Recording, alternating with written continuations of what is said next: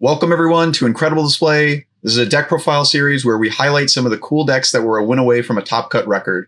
I'm Constantine, Pringlesman123 on Discord, and today I'm joined by Aníbal López, who got 10th place with his Void April deck at the Alicante Regional, which is the first Spain Universus Regional we've had, which is super awesome. And I got my usual leading question for you. Super cool TMNT character. Going to this event, what was it that made you want to play April?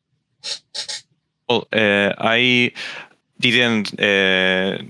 2 weeks prior to the event, I was testing Chun-Li, but didn't feel good with the deck. It's good character. I think it's very interesting, but didn't feel good with current meta. And that weekend, the weekend of the pre-release, I was talking to David, who got to semifinals with Godzilla. And we talked about how this character was very interesting. The reviews came back. It could remove card from the discard pile from lurkers. And the idea was very interesting. We liked it a lot, and I tried to build something about it.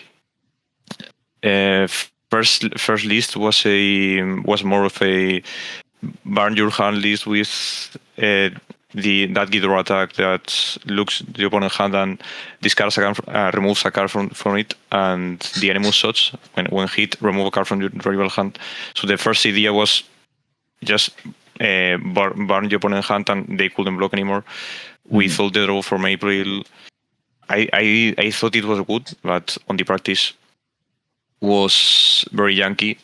Some characters could draw a lot, and in the end I ended up with more of a mid list, a slower strategy. Mm-hmm. And so, to that slower strategy, how were you typically winning your games? Like, what would your turns look like? How many attacks would you play? What would your final attacking turn look like? So it depended on my opponent. Mm-hmm. For example, in the game that was shown in the stream, as Bayako milled itself a lot and I could remove some card from the discard pile, I just waited until it milled itself out with all my defensive options. But other games, like for example the Bakugo one, the Bakugo game, I just killed them because they couldn't keep enough cards in. If they wanted to attack me, they couldn't keep resources to block because they had to burn their whole hand and their whole states just to get me with one attack. So that game was waiting for them to burn and then hit them back with all my offensive options. Mm-hmm. It depended a lot on the matchup. I gotcha. And so, I guess more specifically, like how many cards would you be trying to hold to block? Like, I'm used to trying to play like 4 cards from my hand in a 6-hander. Is that also what you'd be doing with April, or sorry, I might have misspoke. I would play 4 cards from my hand and hold 2 to block sometimes. No, I understood. Okay. It also depended because, for example, the game against Ghidorah, Ghidorah can chain many attacks with so many problems thanks to its commit ability. Mm-hmm. And they hadn't many attacks in the deck. So when playing against them, I will review a lot and not increase my hand size in their turn. So I needed to keep more cards in my hand. But for example, the Bakugo game or Godzilla game, they will mill a lot more of 3s. So I could afford to leave less cards in my hand. With Godzilla, I could leave 2 cards. Against Ghidorah, I will leave 4, for example. I gotcha. And I'll ask you more about April with some of the matchups because I'm interested about that against Godzilla. But it was very interesting. Yeah, like so Godzilla had a bunch of 6 checks in his deck. Was that a very important part of the matchup where April hits the 6 check and they just lose cards? I thought it would be, but it wasn't. In the testing phase, I will punish Godzillas a lot when they overextend attacking, because they will end their turn without cards, and then I will hit them for lethal normally. But against my only Godzilla in the tournament, I had to mill them in both games. I had to adapt more to the mill strategy because they defended very well. They had draw. They didn't overextend with their attacks. They knew how to defend, and they only attacked when they knew they were gonna kill. So I didn't have any turns to punish that 6-sec. They always had cards in hand to defend. Mm-hmm. Gotcha. And then, I guess just like jumping to the list, is there a certain order you want to approach this with, like attacks first, foundations, or anything? Or I could do it by difficulty with. Yeah, that sounds great. Yeah, like Mega Mutant mashup as the first one, or Wind Barrier. Okay. We can start with Wind Barrier. Mm-hmm. I picked up this card because it's very good defensively, obviously, but also its enhance, the +2 damage if its speed is 5 or greater, was compatible for my kill strategy, because I ran 2 different foundations in the deck that allowed me to raise this attack to 5 speed, and that +2 damage was very important sometimes. So just having this kind of cards of attacks that let me play both games depending on the matchup was very, very useful. Then Aerial Goblin Bolt was a bit of an improvised addition, and it's sound to be very good, because I had a problem while building my deck, because I started building the deck 2 weeks before the regional, so I couldn't get all the cards I wanted. For example, I only ran 2 Sweeping Daggers. I think I should have run 3 or 4. And Goblin Bolt was one of the additions I made later to keep that attack ratio while keeping the same strategy. Anyways, it was very good. It was a good menace for games like Pony, where I could just cancel their clean a card from your card pool if they weren't careful with that.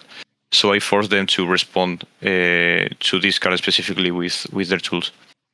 Mm-hmm. And then Darker Strike. Yeah. I was just going to ask with specifically Goblin Bolt and Sweeping Daggers, just because I think of them as pretty powerful cards that are sort of known quantities. You know, Critical Role's been around for a while. Would you want to include more of them? You said you couldn't get more, but like in future iterations, would you play like 2, 3 of each of them, or? Well, I think Goblin Bolt should stay in the deck. I've learned it's very good, mm-hmm. and it has shown why it has a place here. And about Sweeping Daggers, I don't know really, because we all know it's a very good card, but also it's because I didn't draw it very much in the tournament. I played it like 2 times in these 6 rounds, but when I had it in my hand as my only attack with, for example, against the Hanji deck, I wasn't interested in playing this and just build more, because just removing 1 attack when next turn I can remove 4 from your discard pile, and their attacks weren't useful for me, didn't make that much change on that turn.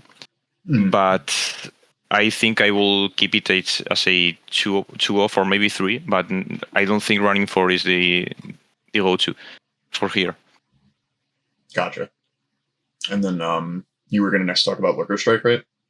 Yeah, Lurker Strike is the card that inspired me to build this deck, basically. It's very good. Mostly, not only from April that makes reviews, also with cards like code edits that work as foundation and as an asset. So I could build them anyways as foundations, and if I needed to review to remove cards, I could review this and count as asset. That was very important because if you need to defend yourself, you need many foundations, and you can't just close your deck with assets. So this card has helped a lot with that consistency of the deck. Also, the discard one card from the opponent's hand is very good. Also from the same, if you overextend your attacks just to hit me, punishing you for leaving only one card in your hand, it can win games by itself. And the other analyses are very good too. The action draw one card with the 6 actions they take runs. If I think I don't need one of them, I can always review to draw 2 cards basically, one from the review and one from the lurkers. Foundation the same. You are building more. It's very good. Mm-hmm. It's a for all for sure. Dimensional Sphere.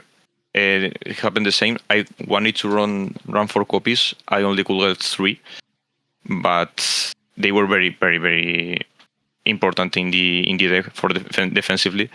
A full block on any zone and anti-throws on the same card. Also, I played this card twice for attacking. When I needed to draw some lurkers in a hurry or needed an extra poke, this came very well. Also for backups, once against the Hanji deck, I wanted to play this and then blow up some of my one supersonic flight just to kill one backup. So it's good defensively, and you can play it anyways if you need it. You need that draw. Normally, the opponent won't block it, and if they block it, it's one less card from their hand, so it's good anyways. Mm-hmm. So I just talk about sweeping daggers, and then rising uppercut, crazy good. Combining this with joining the fight, for example, you can use their wards per turn on the opponent's turn too, and they normally won't block. So just playing this, it gives you momentum. If the opponent doesn't want to get that damage, it has to close their card pool, which means less attacks in the future. That speed reset is very, very useful too, and that drive that could be also used for clearing that card from your card pool. This is the third block, for example. Commit one foundation or spend no momentum, then check it, fail it, and it leaves your card pool. It has many utilities for attacking and for blocking. And for example, against Godzilla's, at least in the testing, this was the attack that killed Godzilla's. Because of all the high attacks they run, I can always block with this, and they most of the time won't block back the reversal. So just punishing you for 4 damage each time I play one of these. On the long game, can reduce you to 10, 12 health, and then I just need one more attack string to kill you. Yeah, like using this against Titan Cliff sounds fantastic, and I love Rising Uppercut. That card's just great. So I'm glad to hear it works so well. Also, I will, when I talk about Supersonic Flight, I only want to mention the Supersonic Flight works great with Rising Uppercut. You can change any attack zone to high, and the speed buff doesn't matter because you can reset it. Mm-hmm. That is a really neat trick. So, yeah. And the opponents doesn't see it coming. They, for example, this didn't came in the game. This didn't happen, sadly. But I was prepared for the pony. I had a supersonic flight in the board in one part of the game. If they at any time change the attack for low, I could change it to high on. That is a pretty sweet interaction to her. Yeah. Just like a heads up play to make sure the rising uppercut works. Yeah. Nice. I think it's very cool. Also, it worked very well with the deck at all. April's Investigation. This has a 0 low block basically because it's an ally. Lets you reorder your opponent's top, so you can make sure they check badly, and also you can choose what card do you want them to mill. I use this in my turn to make it easier to review cards because I had some. It's also a possibility that I play 3 attacks in the same turn to then play a Lurker Strike, and all of them mill 3s. Yeah, I don't get any draw from it. So this helping to reviewing at least one more time to review an asset and then remove with Lurker Strike was very useful many times. And guaranteeing or at least scoring your opponent to check a Suri on their next attack also scares them. Mm-hmm. Oh yeah, I didn't realize you could use it as a block trick like that. That's very cool. I was just thinking of it offensively. Yeah, you can use it as a block trick and then come the main games because if they have anything in the board that can help them draw or help them mill a card, mm-hmm. They may want to use that at that time just to remove what I could have left them in the top, what they may think they could mill and help me. So it happened me in many games in the testing too that when I played this card, if you were in a situation where you really wanted to kill me this turn, you were going to use your drawing resources, even if it's not optimal, just for diminishing the risk of this card getting something useful for my mill one from April. Mm-hmm. That's super cool about it. Yeah. Then Mutant Mashup, I think I should have run 3 copies of this instead of 2. I had the copies. I just reduced them because I thought this card was useless. I have drawn this card in turn 1 many games where it's a bit useless because the only card I can pick up is Lurker Strike. That's the fun of it. Mm-hmm. Playing more Lurker Strike, removing more cards from your discard pile, it's basically what the deck wants. So I think a 3rd copy of this for more consistency could have been way better. Or in the game I played on the camera, for example, I played this on turn 1 just to get some momentum and didn't pick up anything. It feels bad, but once the game has started and 2-3 turns have passed, you will 100% have at least one Lurker Strike. So yeah, basically 6 copies of Lurker Strike in the deck. Mm-hmm. And just to reiterate it for people that may have just not thought about this with April or not caught the stream game. So very important thing for your deck is milling them out or at least tearing apart their resources with the Lurker Strike remove. And Mutant Mash picking up to keep doing that. Yeah, try to remove as many attacks as you can before their first cycle, so then they won't attack anymore. Mm-hmm. Gotcha. Then we can follow with the foundations before going to the assets. Mm-hmm. Keeping very safe. I put it because it's a 0 diff, and I was very, very scared for a stance. This was very useful. I haven't played against Paul, for example, not any single stand deck, but against Godzilla, who runs many attacks with many effects that stun, not only the stun one from the Wall the Dog. Also, that foundation, I don't remember the name. Yeah, Reprimand, right? The water one. The one diff from Chaos, Atune Chaos.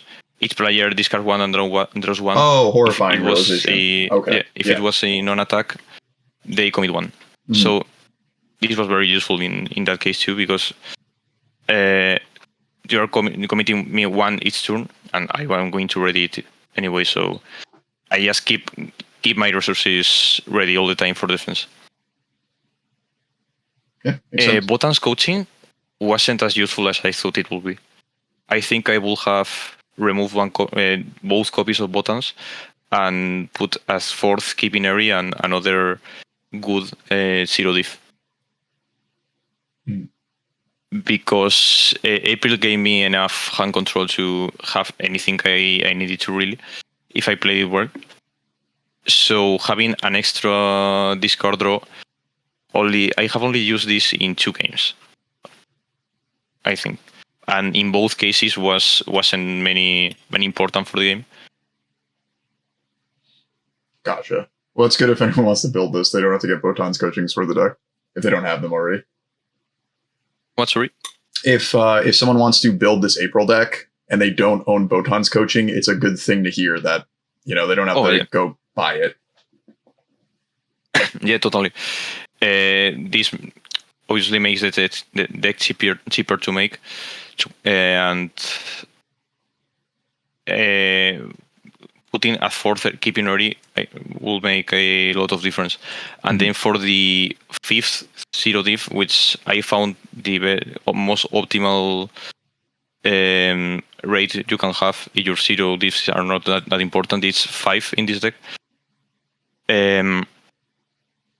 Should be something like a low block. I know that there's a low block that enters from Bakugo, the Tenacious Flip -1 damage. You can use that only for blocking basically, and then building in turn 1. Because the deck needs more low blocks. I have been forced to put some cards just for the low block. Incubating is very good. I think it's obvious why I put it in the deck. Running 74 cards and in a milling deck removes all that fear on decking out myself. And I could just reliably use 1 of 2 of these every attack, because I keep filling my discard pile with April's Hands. Reviewing keeps it filled always. So 4 copies of this helps you to throw due to Supersonic Flight. It's very good. Also a 3 low block, so very good. Battle for Dominance also clears your card pool in your opponent's turn and draws you a card. I think it's great. Also with Dimensional Spheres, you don't actually lose any resources because it was going to remove itself anyways. So blocking with Dimensional Sphere, then Battle for Dominance to remove it, which was going to be removed anyways, you don't lose anything. You just have a free draw and create your card pool in your opponent's turn. Attitude Selector, I thought this was gonna be a very good card, an extra draw for free basically, and I think I will cut both copies of this from the deck. Really? It wasn't that useful. Do you know what you'd replace it with? Like, would you choose another card draw effect or just an entirely different effect? If I will put 1 more copy of Totally Not Jealous and then something else, like a second decoy duplicate, or preferably another 1 diff, because there is a lot of 2 diffs or 3 diffs in the deck already. So I will have to look for something, or just in case there isn't anything necessary, you can put as 6 zero diff in the deck. But yeah, Attitude Selector, you have to activate the response before the draw, so you don't know if you are going to draw the good card anyways when you need it. You need to take a 5 to mill a 5 with April to actually be able to use it. and also it's a high block, which the deck has too many. Yeah, 25 highs, 30 mids, and 18 lows only. So I will cut this and put another 0D for, well, a third total in Odilus is very good. Mm-hmm. I think that card was actually very good because when your opponent changes a lot of attacks, he is going to draw definitely. So in case you need more blocks than you have, let me rephrase it. Sorry, the language barrier is when the decks that string a lot of attacks are going to draw. And you only need more blocks when your opponent plays more attacks because you already have extra draw in your opponent's turn. I have finished turn with 7 cards in hand. So this is only useful in those cases. And putting a third copy with decks like Pony in the meta right now could save some games. Decoy Duplicate, I think I should have a second copy of it. I wasn't sure because of the high amount of 2 dips in the deck. I already used Momentum with Hacker Extraordinaire and on the drives from the Racing Uppercut. They forecheck, and it's a mid-lock, which the deck has a lot already. But it was great. It felt great every time I had it on the board. Just one more defense in case they get through all the other walls. And also it's a great target for your opponent removal, so they need to spend resources to get rid of this before they can reliably attack. Yeah, it's a very good reset if you have the momentum or answer, Yeah, but as this deck doesn't attack too much the first turns of the game, and you already used that the low momentum you generate with hackers, I wasn't so sure to play this, but yeah, I will put a second copy for sure. Force Pro Hero, great card. I wasn't sure to put a 4 copy in the deck. I think a 3 copies is the best. A free build in many cases. Also, speed hate, you can build them face down again. It's basically flip -2 speed and you draw 1 card because you just return it to your hand, mill from April, review, build it face down. So you get 1 more card in hand for your free draw basically, and -2 speed for your opponent's attack. And having this on the starting hand, going first, feels very good. Just building 3 foundations, your opponent goes, then you go, review this at the start of your turn. You have 4 foundations, and you start your turn or either attacking or blocking with 4 foundations. Here is very good because building isn't as consistent as in other decks due to the high amount of defensive stuff and the assets, the military airship you want. If you have this in the starting hand, is very, very interesting to build it. So building these are free, even in the middle of a turn, saves games too. Yeah, it's kind of like a weird super zero diff where it comes out after the fact. Yeah. But it definitely exactly. Also during the dance step. So I had I thought this will be very useful also in a matchup like Paul or some stand deck, because you can review this after all the stands were done. So an extra help for the blocking. That didn't came out also because I haven't played against any stands, but I think it's a very good interaction to have in mind. hacker.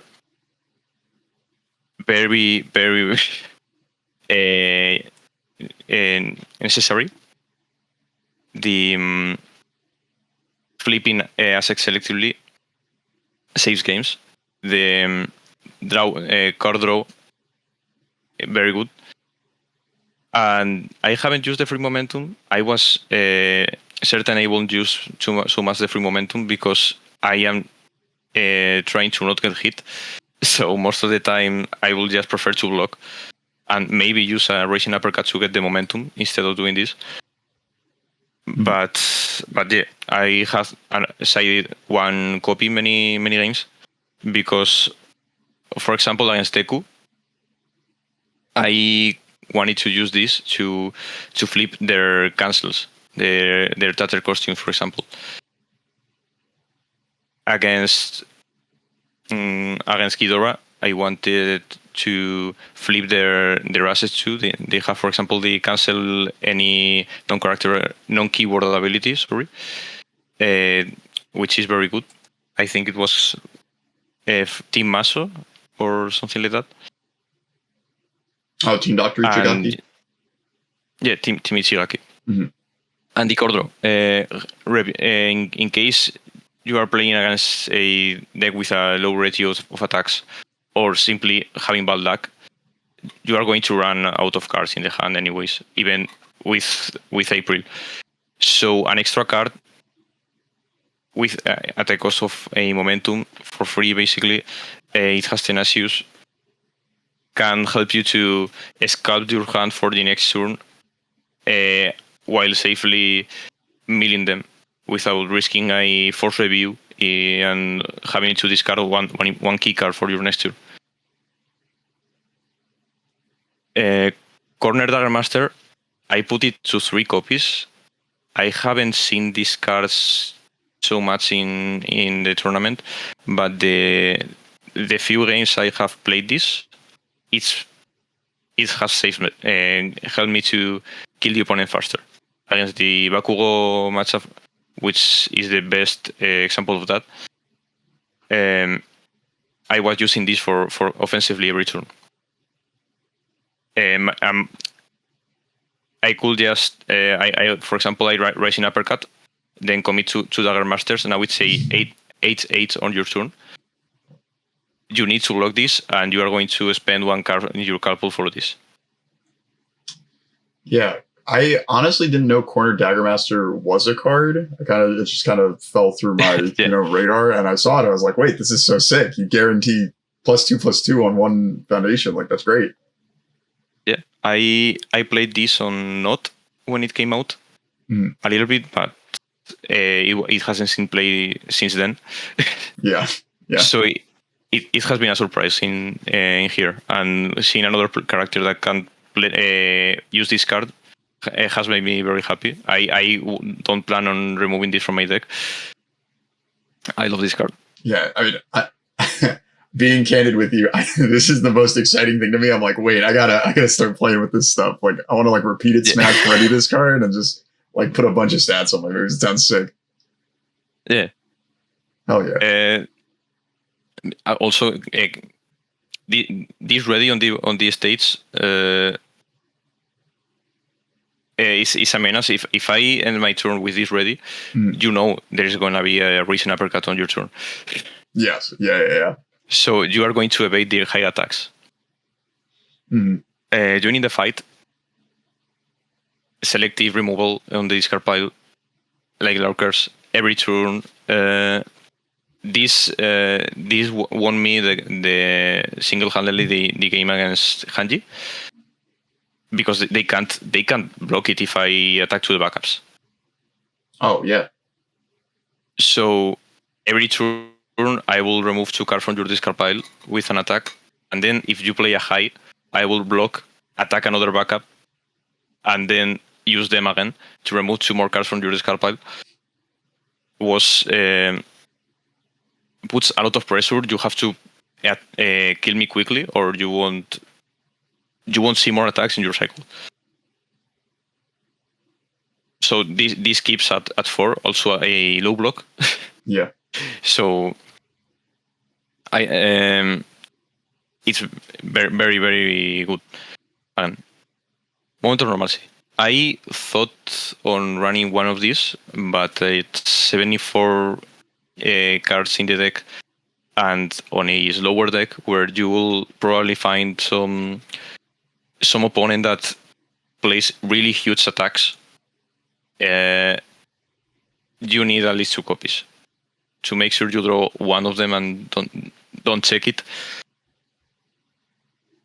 So yeah, it's being run from on almost every deck, and here where you are going to play more defensively, it makes sense to give it a spot.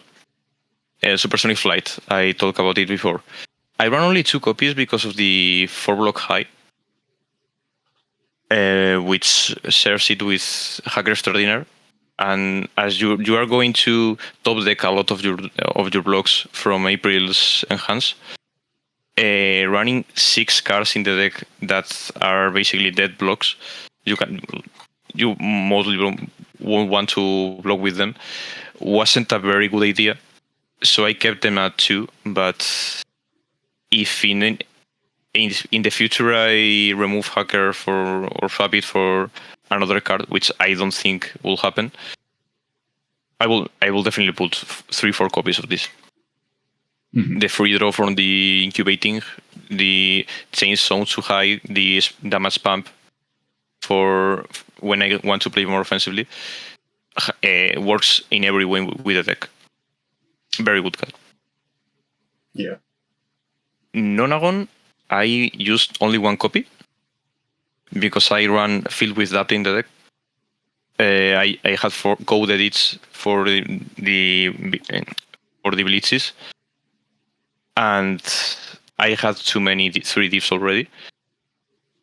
It has been useful, and I ran 2 more on my side in case it was necessary in the matchups. But most of the time, I really don't want it to just blow it up. For example, against Godzilla, I think I only used it on the early game when they played the Moonlady attack. Oh, Titan Cliff, yeah. Yeah, Titan Cliff. Mm-hmm. I think the only situation where I will play blow up this against Godzilla is or at the end of a long attack chain where I will definitely get a hit from, for example, the attack that flips to Foundation on hit. Oh yeah. Or on an every Titan Cliff. Gotcha. The rest of the time, you prefer to have 1 extra Foundation to block. Code edits, cancel blitzes counts as an asset for the Lurker Strike. Has helped a lot with consistency in that sense, as I said before. Is one of my one of the cards that has helped the deck to be playable and not having to run 9 assets instead. And I think I will have to run even more cards in the deck if I run 9 assets, because with 1 backup, 6 actions, and 9 assets, I will think I will have to go up to 80 cards to make it with enough consistency in the foundations and attacks. I wanted to have assets all the time in my hand for the reviews, and yeah, very good card. Mm-hmm. On the assets, Donnie's bow staff, I actually didn't think of this card until I realized I couldn't get a cape. Oh, you didn't have access to a cape. Yeah, okay. But this was better than a cape most of the time, because I already had decoy duplicates. Cape, it's a 3 diff, I believe. It is, yeah. And I have more too many 3 diffs in the deck, and just having a breaker 2 on the board that I can pick up at any time is a menace. But also I can pick it up to review it with April for the lurkers. So building this means at any time I want, I can use it to activate the asset part of the lurkers, which is the important part. So Also, yep. I was going to ask, so then with Soup being the next one, do you think Soup should be more copies of bow staff? Yeah, I should definitely run at least 2 of bow staff and a Soup. Gotcha. Yeah, or maybe I think 3 copies is too much, but 2 copies of both stuff and a Soup can work very well. I need Soups in the deck too, because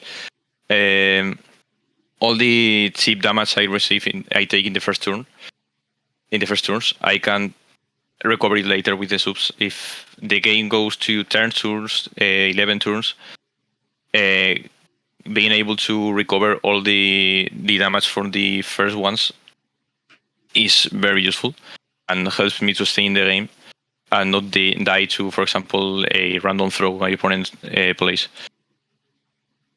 Also, the part of clearing from the card pool, just building itself when I block with them, helps because of the lack of speed height in the deck. I only run the incubatings and wind barrier, so having more things that clear from the card pool help with the blocks. Other costume saved me many times.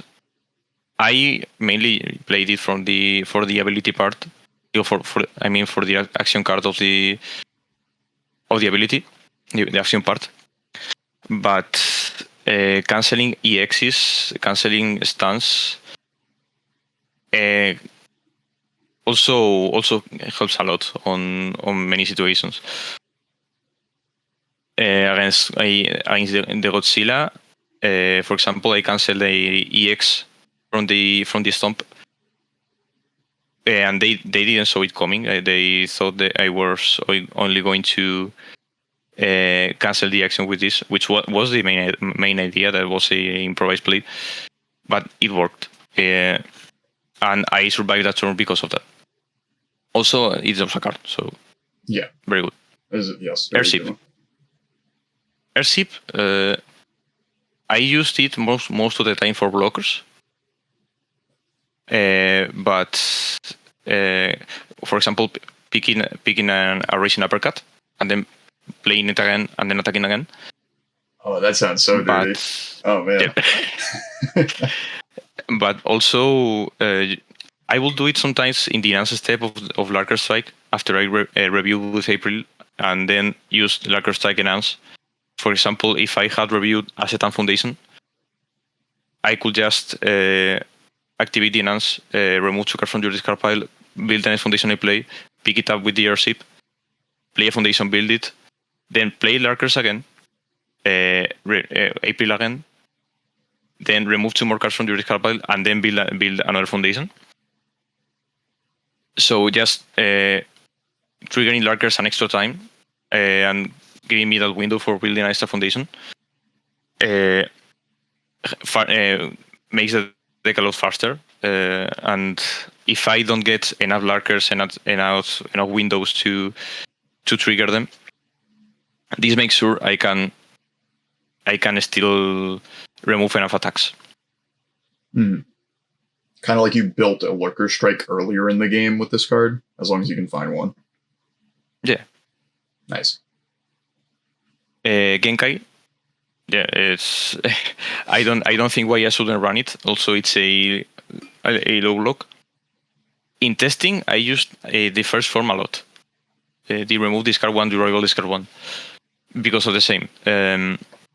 If you keep 1 or 2 cards in your hand because you overextended your attacks to kill me, I can just discard 1 of your cards at the start of my turn and then attack you for game. But yeah, on the tournament, I only use this card for blocking and removing attacks. I haven't seen that situation. Mm-hmm. Variosid. I don't. I think this should keep at 4 at all times, even if it's a high block. Speed reset on hand. You won't see it coming many times. Being able to draw enough cards with April that you find more barrier shields. Also, being able to discard them for larger strike to draw extra cards. And the second enhance, the cannot add cards to their hand during during this attack, help me also go against Godzillas. Play this on a Titan Cliff, then pick it up with Airship, then using the reset on the same attack. So they had to. That's also a Godzilla mistake if they knew I was running barrier shields, but I know that Godzilla player wasn't very experienced with that. Anyways, I think most of the time, many times, Godzillas are not aware of the second enhance of barrier shield. I have seen so little people play it that you can get a lot of people by surprise with it. Yeah, just sort of catch them off guard with that. Yeah, you can catch them off guard. Mm-hmm. Also, this card doesn't count towards progressive difficulty, so you can block this with this the first attack of the turn, and then it's a +0 anyway. So yeah, the same, less progressive difficulty. Fill without. Great. I would run 2 copies if I could. I could only get one of them, and was the day before the tournament. So saved me many times. Also with military airship 2, you could fill without, then pick it up again. 2 turns later, play it again, military airship, return it to your hand, and just keep it in hand all the time. Mm-hmm. I was going to ask, were you holding filled without for specific stuff like unyielding destruction, or? Yeah, it was definitely for unyielding. In Godzilla, for example, I didn't keep it because their attacks on the late game are not that. I prefer to keep one extra block. Yeah. Rather than use this card. Hmm. Also, military airship, I forgot. In slower decks is very good because you use the effect many times instead of one use of military airship per game. You can play it 3-4 times in the same game if you build it early. So having this effect continuously, keeping things back, picking things back to your hand, is very impactful in the game. Yeah. And in longer games. Yeah, and as you said, more lurker strike, more rising uppercuts. Yeah, like basically. Yeah, like imagine dealing with that. Scambach doubles the speed of Million. There is nothing much, no much to say. I ran only 1 copy because of the 4 diff. I think it should keep at 1 copy because it's impactful, but it's not that impactful of just forcing it every game. You can play the game with no Scambach in board, but drawing that copy on one of your turns can change the pace of the game. Also, it's a 0 block, so if you randomly draw it on some of your opponent's turn, you can only you can just block with it. Mm. And it shouldn't feel bad to block with this card. It's very, very good, but the longer the game goes, this card loses effectiveness, and you don't really need it for winning every game. Gotcha.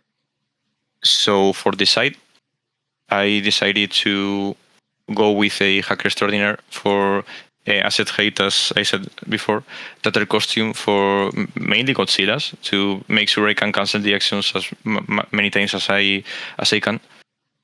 And then the 4 copies of Don't Use That Word, also because I was very scared of the stance. Mainly the stance. I was going to ask, like, yeah, was this just to call stun as a keyword or anything else? Yeah. It was mainly because of calling stun with as a keyword. But if I played against some, for example, some chaos deck that plays big attacks with armor of the ape and so on, I thought on picking this up too from the side and for naming powerful on or EX in the games. I thought, well, in the turns, I thought they were going to play their great card, their good attack. But I haven't seen any of those decks in the whole tournament. I think nobody played that kind of decks in the tournament. Nonagon was playing 2 more copies of it against Unyielding. Saves games against Ghidorah is very good. And the same I can say with code edits. If I need more consistently on removing things, I can just swap a Nonagon and one of the assets with code edits, and be more consistent in the removal. And I think that's all the cards individually. Yes, yeah. We have gone through every card in the deck. So usually I just ask you, do you have any shout-outs you want to give after this, monumentous occasion? First regional, ton of fun. The whole team, the whole warning team. We all lent cards for their decks when they needed, but half of my deck wasn't mine. Was other people's cards. Yeah. They helped me so much to build this, and I thank them so much. Also, I met one person on the Discord, Hoax was called, that spent a lot of time with me testing, even if he wasn't playing the tournament. Just because he liked the idea and wanted to help me improve the deck. That's awesome. And I do have to ask, do you know if your team's going to start doing any content stuff? Because it'd be really cool to see. Like, I knew nothing about the Spain region, like you guys as players. So it'd be cool if you guys started making stuff, Is any in the work for that? We have talked about it. We have done some plans. We have some videos already uploaded to our channel. Oh, we're putting that link in the YouTube description then, for sure. 2 players which were judges in the tournament, very good players. Theo and Pablo have been playing and testing a lot of decks in tabletop for the channel. Oh, and awesome. the videos are very good. Oh, and I wanted to talk also about my impressions on my rivals of the deck, because how my rivals reacted to this deck. Because it was very interesting to see them adapt to a different gameplay. I have played. I haven't repeated any deck. Everyone was playing a different character and a different archetype, and you could see playing against me how they adapted from game 1 to game 2 in different ways, and how I understood the first game, because also I haven't told it, but I won the first game of almost every round I played, and then even either tied or lost in the next games. But the first game was mine most of the time, because I took my opponent by surprise, playing something different, which I think is the biggest strength of the deck. And on game 2, for example, my game against Pony, run by Mike, he's definitely a very good player. I knew that, but one thing is knowing hearing it, another is experimenting it. And game one, he didn't know what I was playing. It's a new character. Mm, he knew what was coming, and I controlled the game. He had a weaker turn one because of the checks and the draws, and I got to build good states and get to mill them. And the next two games, he changed completely the strategy and started to play recklessly,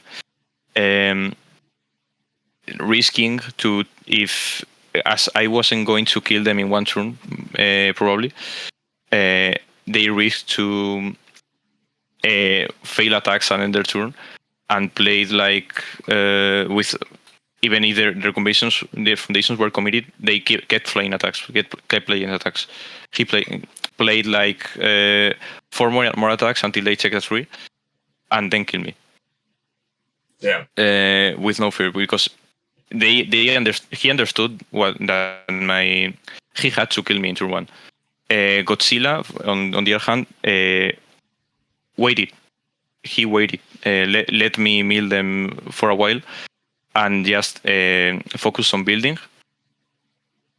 and scouting their hand to get a good attack hand to kill me in one turn. Mm-hmm.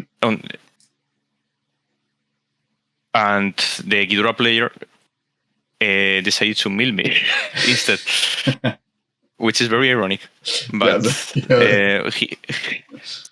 he had more cards in his deck than me. Well, I knew the player personally. He's very good, very creative. That's what I like about him. He knows how to surprise me always. He knows how to get me off guard. Mm-hmm. And he decided to cancel all my larger strike, cancel my sweeping daggers, just sealing them all the time. And he had more cards in the deck than me, and I was removing cards from incubating. So I didn't see that coming. I thought I was milling them, but in the process I was milling myself instead. He got me that game. That is very good, very ironic. Yeah. He deserved that game. Mm-hmm. And yeah, I think that's it. That's what I wanted to explain the deck. I hope I explained myself correctly in English. Oh yeah, I followed along, and I think it was really, really informative on all the intricacies in the deck. A lot of stuff that I missed, as we talked about it, like April's investigation response on play. I didn't realize how important code edits was for Lurker Strike. Yeah, I think you did a great job explaining the deck to us. Thank you.